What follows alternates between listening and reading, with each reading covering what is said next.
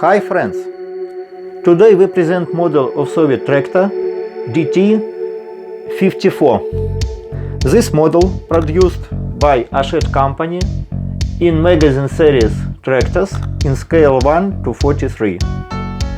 Have a nice time!